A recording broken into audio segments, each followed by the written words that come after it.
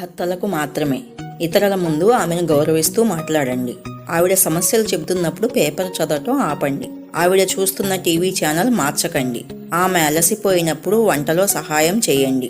చేసిన కూర నచ్చకపోతే నువ్వు చేసినట్లు లేదేంటి అని అడగండి. బాత్రూమ్ క్లీనింగ్ మీరే బాగా చేయగలరని గుర్తించండి.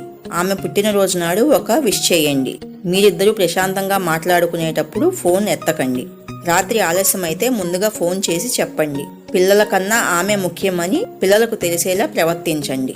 ఉదయం ఆమె కన్నా ముందుగా లేస్తే కాఫీ కలపండి. వారానికి ఓసారైనా బయటికి రెస్టారెంట్కి తీసుకువెళ్ళండి. ఆమె మూడ్ బాగాలేనప్పుడు ఏమి జరిగిందని అడగండి. ఆమెతో బయటికి వెళ్ళినప్పుడు దిక్కులు మాత్రం చూడకండి. వారానికి 4 సార్లు ఆమెతో కలిసి భోజనం చేయండి. సారీ చెప్పటం అలవాటు చేసుకోండి. ఎట్టి పరిస్థితుల్లోనూ మాట్లాడుకోని పరిస్థితి రాకుండా జాగ్రత్త పడండి. మీ వాళ్లకు ఏదైనా ఇవ్వాలనుకున్నప్పుడు ఆమెకు చెప్పండి. నిద్ర లేవగానే పక్క బట్టలు